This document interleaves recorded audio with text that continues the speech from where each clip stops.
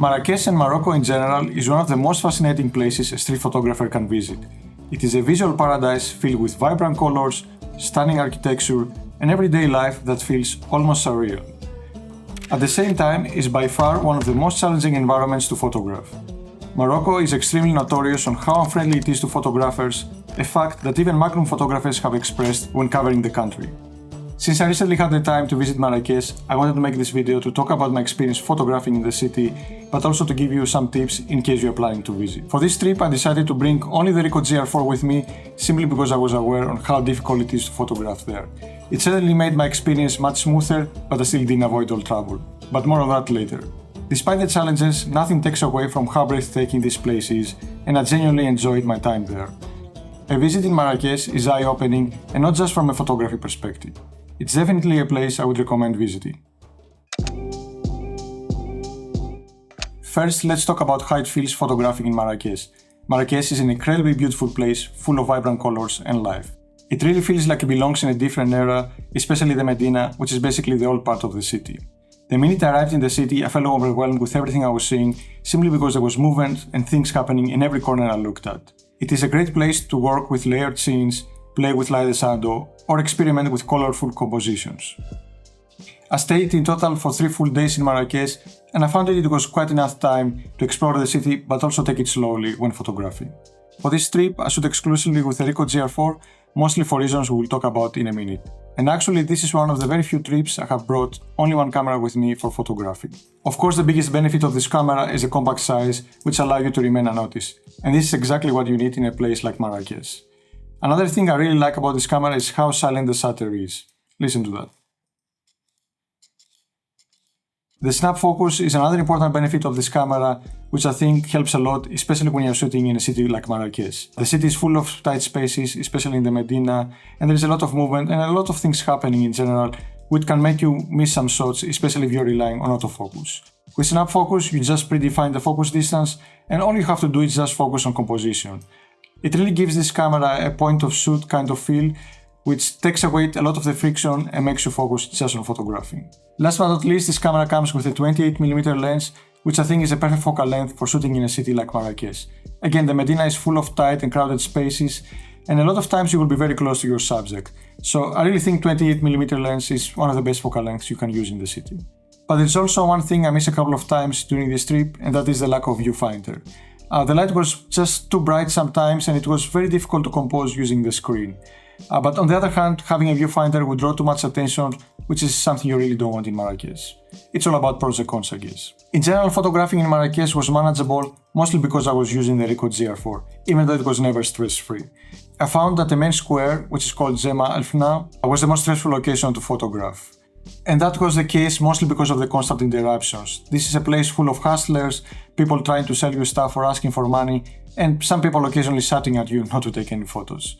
Even though I managed to get some nice photographs, I eventually decided to spend less time there and focus shooting deeper in the Medina instead. In terms of photographing, in general, people in Marrakesh and Morocco, they don't like to be photographed.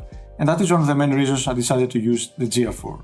But even with such a small and discreet camera, there were some times that I was noticed.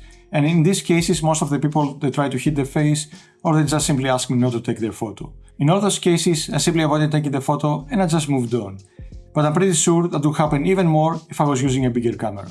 What I found most surprising is that people didn't want to be photographed unless they were offered money.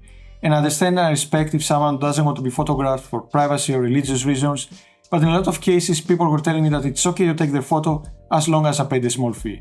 And this is something I found quite interesting. In general, my experience photographing in Marrakesh was not quite relaxed, but also not so bad as I thought. That is until the last day. Up to that point, everything went smoothly and there were no major incidents. On my final day on the trip, I was photographing towards a corner that was full of various items, which I think they belonged to a vendor. And this is one of the very few moments in my photography journey that things turned physical.